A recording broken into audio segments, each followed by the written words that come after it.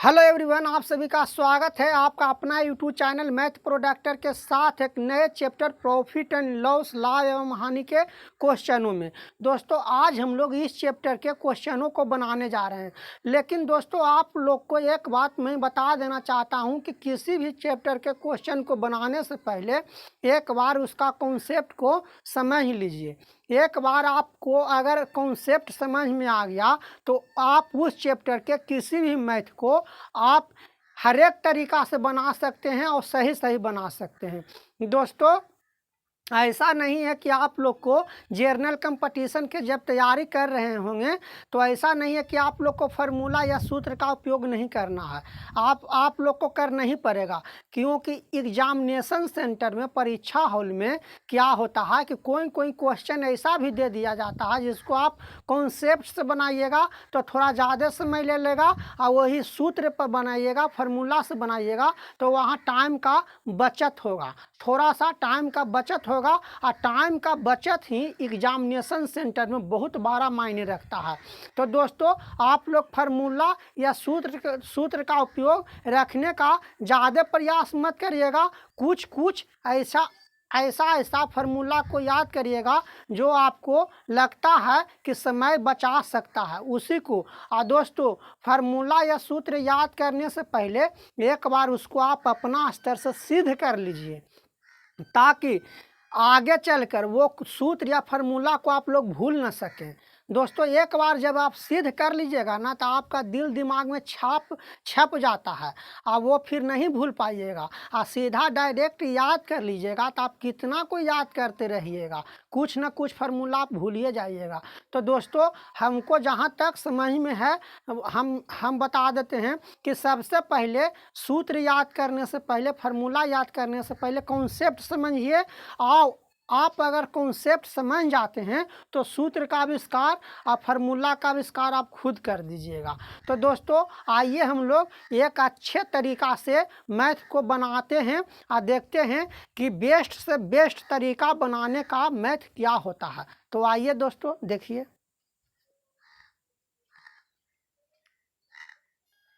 तो दोस्तों क्वेश्चन में कहा जा रहा है कि 12 संतरों का क्रय मूल्य 10 संतरों के विक्रय मूल्य के बराबर है, तो लाभ या हानि प्रतिशत की गणना करें। दोस्तों कॉन्सेप्ट से क्वेश्चन बनाने का सबसे साधारण और सबसे सस्ता उपाय, जैसे जैसे क्वेश्चन को कह रहा है वैसे वैसे कर दीजिए, आपको आंसर प्राप्त हो जाएगा। दोस्तों कहा जा रहा है कि 12 संतरों का क्रय मूल्य है, 12 संतरों का क्रय मूल्य माने सीपी, क्रय मूल्य को सीपी कहा जाता है, कॉस्ट प्राइस कहा जाता है। और 10 संतरों का विक्रय मूल्य, तो विक्रय मूल्य को एसपी कहा जाता है, सेलिंग प्राइस। कहा जा रहा है कि दोनों का बराबर है। दोस्तों अब यहाँ आप लोग को समझ में नहीं आ रहा होगा कि सीपी या एसपी का यहाँ मतलब क्या निकलेगा। तो दोस्तों यहाँ हम लोग सीपी और एसपी के जगह पर एक्स या वाई भी मान सकते थे। जैसे सीपी के जगह पर हम लोग एक्स भी मान सकते थे, वाई भी मान सकते थे। और एसपी के जगह पर हम लोग एक्स भी मान सकते थे और वाई भी मान सकते थे। लेकिन दोस्तों एक्स वाई मानता है तो कभी कभी ऐसा हो जाता है कि सीपी को आदमी वाई मान लेता है या एसपी को एक्स मान लेता है, एक्सपी को एक्स मानेगा तो सीपी को वाई मान लेगा, कभी कभी कन्फ्यूजन हो जाता है। तो दोस्तों हम लोग यहाँ एक्स या वाई ना मानकर सीधे क्रय मूल्य को सीपी मान लिए और विक्रय मूल्य को एसपी मान लिए, ताकि कन्फ्यूजन का कोई सवाल उत्पन्न न हो। दोस्तों अब यहाँ एसपी क्या चीज़ को दर्शा रहा है, तो एसपी दर्शा रहा है एक संतरा का विक्रय मूल्य को दर्शा रहा है, विक्रय मूल्य को दर्शा रहा है। और सीपी जो है जो एक संतरा के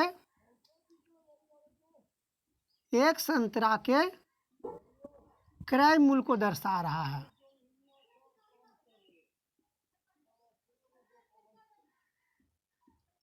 एक संतरा के क्रय मूल्य को दर्शा रहा है। तो दोस्तों एक संतरा के विक्रय मूल्य जब एसपी है तो 10 संतरा का विक्रय मूल्य 10 एसपी हो जाएगा। तो दोस्तों 10 में एसपी से गुना कर देते हैं। और दोस्तों एक संतरा के क्रय मूल्य अगर सीपी है तो 12 संतरों का क्रय मूल्य 12 सीपी हो जाएगा। जब एक संतरा के विक्रय मूल्य एसपी था तो 10 संतरा के 10 एसपी विक्रय मूल्य हो गया। तो एक संतरा के क्रय मूल्य अगर सीपी है तो 12 संतरों का क्रय मूल्य 12 सीपी हो गया। अब दोस्तों हम लोग सीपी बटा एसपी लिखेंगे तो दोस्तों ये नीचे आ जाएगा, एसपी नीचे आ जाएगा। और दोस्तों 10 बटा 12 लिखेंगे तो 12 नीचे आ जाएगा। चाहे काहे कि बराबर के इधर उधर होता है तो जो पलटाता है उसको नीचे लिख दिया जाता है। अब दोस्तों यहाँ देखिए आप लोग को हम लोग को निकल कर आ गया एसपी 12 रुपया और सीपी 10 रुपया। दोस्तों यहाँ हम लोग को 10 रुपया में किसी वस्तु को खरीद रहे हैं और 12 रुपया में बेच रहे हैं तो हम लोग को मुनाफा हो रहा है, लाभ हो रहा है। तो मुनाफा कितना हो रहा है 2 रुपया का। लाभ बराबर दोस्तों आप लोग को बता चुके हैं कि एसपी माइनस सीपी होता है। एसपी 12 रुपया होगा, सीपी 10 रुपया हो गया तो दोस्तों 2 रुपया का लाभ हो गया, 2 रुपया का मुनाफा हो गया।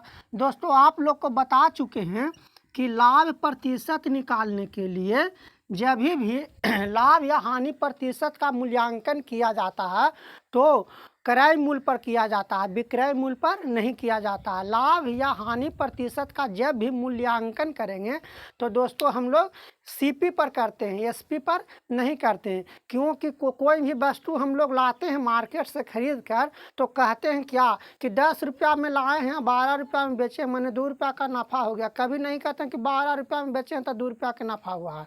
नहीं, 10 रुपया में खरीदे थे 2 रुपया में 2 रुपया जब मन 2 रुपया फालतू में बेचे हैं तो 2 रुपया का नफ़ा हुआ है, ये बात बोलते हैं।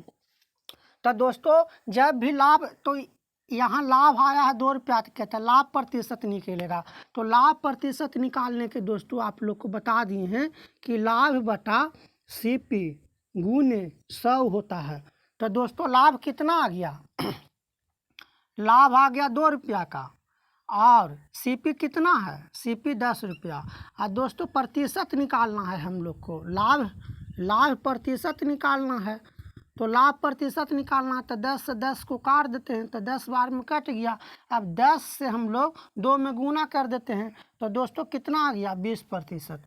मतलब कि हम लोग को 20% का मुनाफा हुआ। दोस्तों इस क्वेश्चन को एक और विधि से बना सकते हैं। तो दिमाग में आप लोग को सोचने का ज़रूरत रहेगा विशेष कि जितना में हम लोग 10 वस्तु खरीदे हैं उतना ही रुपया में हम लोग नहीं, जितना रुपया में 12 वस्तु खरीदे हैं उतना ही रुपया में हम लोग 10 वस्तु बेच रहे हैं। तो जितना में 12 वस्तु को खरीदे हैं उतना ही में हम लोग 10 वस्तु बेच रहे हैं। मतलब हम लोग को दो वस्तु का मुनाफा हो रहा है, 2 वस्तु का मुनाफा हो रहा है। तो दोस्तों यहाँ पर ही हम लोग क्या करेंगे आइए देखते हैं, आइए देख लेते हैं इस विधि को भी। तो दोस्तों 12 वस्तु माने 12 संतरा हम लोग खरीद रहे हैं और 10 संतरा बेच रहे हैं। सेम रुपया में बेच रहे हैं, 2 रुपया दोनों का बराबर है, रुपया दोनों का जो बराबर है। दोस्तों अब यहाँ वस्तु का बचत हो रहा है तो 2 वस्तु का बचत हो रहा है। अब बिक रहा है कितना वस्तु 10 वस्तु बिक रहा है। तो दोस्तों 10 वस्तु बिक रहा है, 2 वस्तु बच जा रहा है। तो जब भी आप लोग को लाभ प्रतिशत निकालना रहे वस्तु पर तो दोस्तों जितना वस्तु को हम लोग खरीदे हैं उसको पर प्रतिशत लाभ प्रतिशत या हानि प्रतिशत मत निकालिएगा। जितना वस्तु को आप बेच रहे हैं और जितना वस्तु को आप बचा रहे हैं तो बेच रहे हैं उसको पर आपको निकालना है। तो बेच रहे हैं कितना 10 वस्तु को बेच रहे हैं, 12 वस्तु को खरीदते हैं 10 वस्तु को बेच रहे हैं उतना ही रुपया में। तो दोस्तों 2/10 लिखते हैं गुने 100 करते हैं तो 10 से 10 को काट देते, 100 को काट देते हैं तो 10 बार में, और 10 से 2 में गुना कर देते हैं तो 20% का मुनाफा हो जाएगा। दोस्तों आप लोग को बता देना चाहते हैं कि इस विधि से आप लोग बनाइएगा तो ठीक है, समझ में आता है तो बना सकते हैं, लेकिन बेस्ट तरीका आपको ये है, इसको में कहीं कन्फ्यूजन आपको नहीं रहेगा। ऐसे दोनों विधि सही ही है समझ गेला के बाद। लेकिन आइए दोस्तों हम लोग एक और क्वेश्चन को देखते हैं और बनाते हैं। तो दोस्तों क्वेश्चन में कहा जा रहा है, देखिए क्या कहा जा रहा है, यदि 5 पेन 4 रुपया प्रति पेन की दर से खरीद रहे हैं और 4 पेन 5 रुपया प्रति पेन की दर से बेच रहे हैं तो लाभ या हानि प्रतिशत की गणना करें। दोस्तों एक बात आपको हम बता चुके हैं कि कॉन्सेप्ट से अगर बनाना है तो जैसे जैसे क्वेश्चन कह रहा है वैसे वैसे कर देना है। तो दोस्तों कैसे कैसे करना है तो देखिए, 5 पेन जो है, 5 पेन जो है जो 4 रुपये प्रति पेन के दर से खरीदा जा रहा है, तो खरीदा जा रहा है दोस्तों, तो यहाँ CP लिख देते हैं। और 4 पेन जो है जो 5 रुपये प्रति पेन के दर से बेचा जा रहा है, तो बेचा जा रहा है दोस्तों, तो यहाँ SP लिख देते हैं, क्योंकि सेलिंग प्राइस मतलब होता है बेचना और कॉस्ट प्राइस भी मतलब होता है खरीदना। तो दोस्तों अब देखिए एक बात आप लोग ध्यान से सुनिएगा कि जब भी लाभ या हानि का चर्चा होगा तो वस्तु की मात्रा समान होना चाहिए, माने बराबर होना चाहिए। ऐसा नहीं है कि 10 किलो संतरा बाजार से खरीद के लावेंगे और 2 किलो बेचेंगे और कहेंगे कि हमको लाभ हुआ कि हानि हुआ, ऐसा हो ही नहीं सकता है। कभी भी आप सेम मात्रा से समान को बेचिएगा तब वही आपको लाभ या हानि का गणना होगा। ऐसा नहीं है कि आप लाइएगा कितनों बेचिएगा कितनों कहिएगा कि लाभ हुआ कि हानि हुआ, वैसा हो ही नहीं सकता है। तो दोस्तों सबसे पहले हम लोग जो बिक रहा है पेन उसका मात्रा को बराबर कर लेते हैं। तो बराबर करने के लिए दोस्तों माने वस्तुओं की मात्रा को पहले हम लोग बराबर करते हैं। तो वस्तुओं की मात्रा को बराबर करने के लिए यहाँ हम लोग SP में 5 से गुना कर देते हैं और CP में 4 से गुना कर देते हैं। अब दोस्तों देखिए क्या होता है, जब हम लोग 4 से वस्तु की संख्या में पेन में अगर गुना करेंगे तो 20 पेन हो जाएगा, और उसी प्रकार हम लोग को रेट में भी गुना करना है तो कितना हो जाएगा, 16 रुपया प्रति पेन हो जाएगा, प्रति पेन हो जाएगा, रेट हो जाएगा। और यहाँ हम लोग अगर गुना करते हैं 5 से 4 में तो देखिए यहाँ 20 पेन हो जाएगा, और 5 से अगर हम लोग 5 में गुना किए तब 25 रुपये प्रति पेन हो जाएगा। दोस्तों यहाँ देखिए यहाँ वस्तु के माने पेन की मात्रा समान आ गया। अब हम लोग यहाँ से लाभ या हानि निकाल सकते हैं। तो दोस्तों खरीदा जा रहा है 16 रुपया प्रति पेन की दर से, अब बेचा जा रहा है 25 रुपया प्रति पेन के दर से। तो आप लोग को बता दिए हैं कि लाभ निकालने के लिए SP में से CP को माइनस किया जाता है। कहा है कि ज़्यादा में खरीदेंगे और कम में बेचेंगे तो वही मुनाफा होगा। तो SP 25 है और CP कितना है, CP 16 रुपया है। तो दोस्तों हम लोग को कितना का फ़ायदा हुआ, तो 16 4 20 5 25 9 रुपया का फ़ायदा हुआ, 9 रुपया का फ़ायदा हुआ। तो दोस्तों 9 रुपया का फ़ायदा हुआ तो हम लोग को लाभ प्रतिशत निकालना है। तो लाभ प्रतिशत या हानि प्रतिशत की गणना जब भी किया जाता है, जब CP पर किया जाता है, कॉस्ट प्राइस पर किया जाता है। कहा है कि कोई भी वस्तु आदमी मार्केट से खरीद के लाता है तो यही बोलता है कि 10 रुपया में हमने खरीदा था, इसको 12 रुपया में बेचा, 2 रुपया का मुनाफा हुआ। ऐसा नहीं बोलता है कि 12 रुपया में बेचा तो 2 रुपया का मुनाफा हुआ, नहीं, फिर 12 रुपया का 2% निकालना पड़ेगा। तो दोस्तों जब भी आप लोग लाभ या हानि प्रतिशत निकालिएगा तब आप लोग क्या करना है, लाभ या हानि प्रतिशत निकालना है। तो दोस्तों यहाँ 9 रुपया का लाभ हो रहा है, तो यहाँ लाभ प्रतिशत निकलेगा। तो लाभ प्रतिशत निकालने के लिए क्या होता है, लाभ बटा CP गुने 100।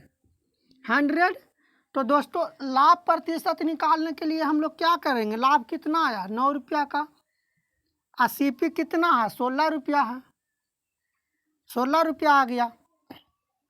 अब दोस्तों हम लोग इसको में 100 से गुना कर देंगे, क्योंकि हम लोग को लाभ प्रतिशत निकालना है, लाभ प्रतिशत निकालना है। तो दोस्तों अगर हम लोग 4 से इसको काटते हैं तो 16 कट जाता है, और 4 से इसको काटते हैं तो 25 बार में ये कट जाता है। अब दोस्तों हम लोग अब नहीं कटेगा, हम लोग गुना कर देते हैं। तो गुना करते हैं तो कितना आता है, गुना करते हैं दोस्तों, देखिए यहाँ तो गुना करते हैं तो 9 पचे 45 आता है, और हाथ में 4 और 9 दूनी 18 और 4 कितना 22 बटा 4।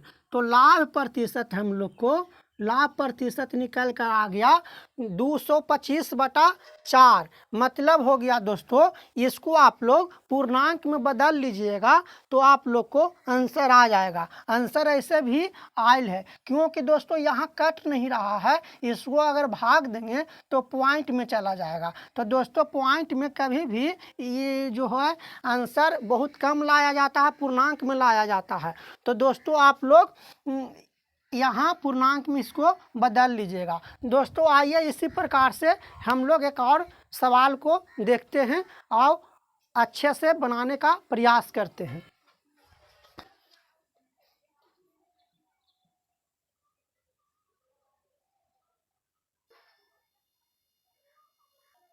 तो दोस्तों देखिए यहाँ क्वेश्चन बिल्कुल सिंपल असाधारण क्वेश्चन है। इसको आप तो सबसे पहले पॉज करके बना लीजिएगा, बन जाएगा, नहीं तो देखिए कैसे बनता है। दोस्तों कहा जा रहा है कि यदि क्रय मूल्य और विक्रय मूल्य का अनुपात क्रमशः 4:5 है तो लाभ प्रतिशत की गणना करें। दोस्तों यहाँ सीधा सीधी कहा जा रहा है कि क्रय मूल्य माने CP होता है, कॉस्ट प्राइस होता है, और विक्रय मूल्य माने SP होता है, सेलिंग प्राइस होता है। तो दोस्तों कहा जा रहा है कि दोनों का अनुपात क्रमशः, मतलब कि CP अगर 4 है तो SP 5 है।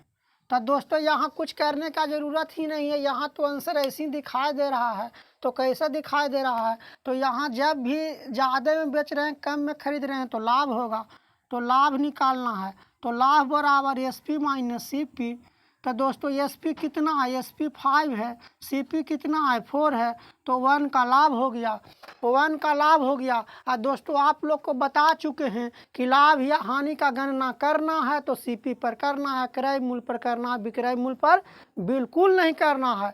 कोई अगर कह भी दे कि CP पर होता है तो कहना है कि ठीक है होता है तो तुम बना लो, हमको कोई ज़रूरत नहीं है। हम जब भी बनावेंगे जब CP पर बनावेंगे, SP पर न बनावेंगे। तो दोस्तों यहाँ देखिए कैसे बनता है।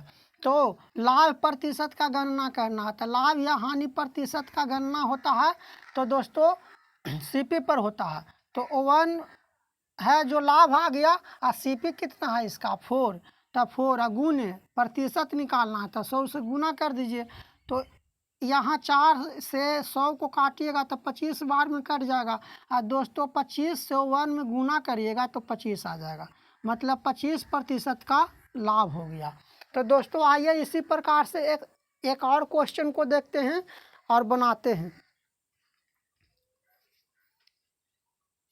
आइए दोस्तों इस क्वेश्चन में कहा जा रहा है कि यदि 15 वस्तुओं का क्रय मूल्य 10 वस्तुओं के विक्रय मूल्य के बराबर है, 10 वस्तुओं के विक्रय मूल्य के बराबर है, तो लाभ प्रतिशत की गणना करें। दोस्तों यहाँ वस्तुओं छूट गया है, यहाँ पर आप लोग वस्तु लिख लीजिएगा,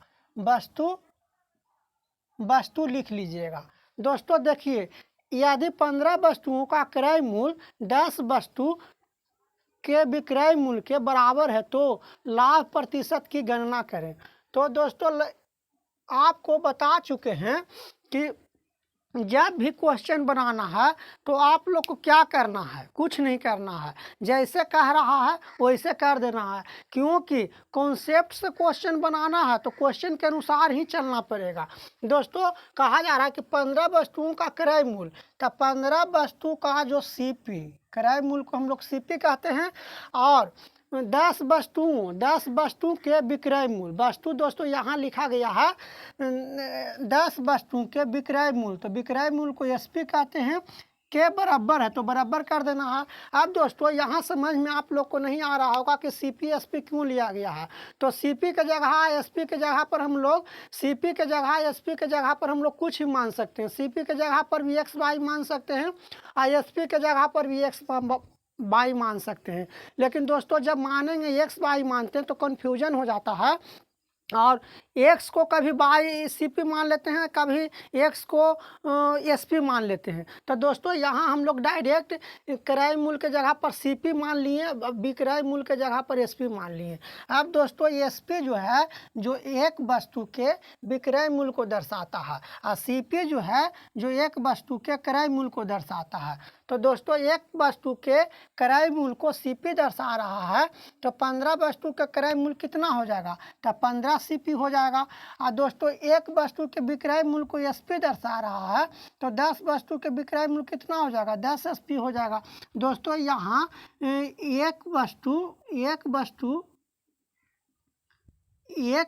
के विक्रय मूल्य को दर्शा रहा है, विक्रय मूल्य को दर्शाया जा रहा है, और यहाँ एक वस्तु के क्रय मूल्य को दर्शाया जा रहा है, क्रय मूल्य को दर्शाया जा रहा है।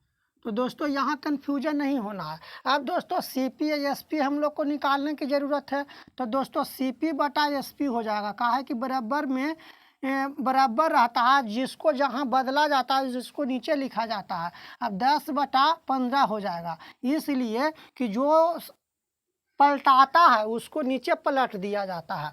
तो दोस्तों एसपी को हम लोग कितना, एसपी हम लोग के पास कितना आ गया 15, और सीपी कितना आ गया 10। तो दोस्तों यहाँ एसपी 15 आया, सीपी 10 आ रहा है, इसका मतलब लाभ हो रहा है, हम लोग को लाभ हो रहा है।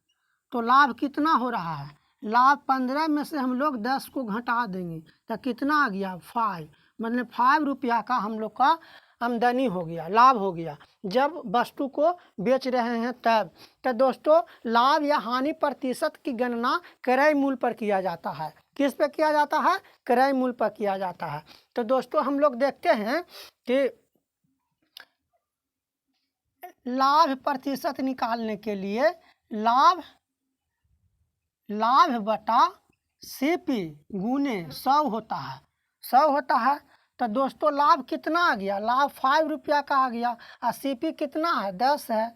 और दोस्तों प्रतिशत में निकालना है तो 100 से गुना कर देना है। तो दोस्तों 10 से 10 को 10 बार में कट गया। अब दोस्तों 10 से 5 में गुना करते हैं तो 50 आता है, माने 50% का लाभ होगा, 50% का लाभ होगा।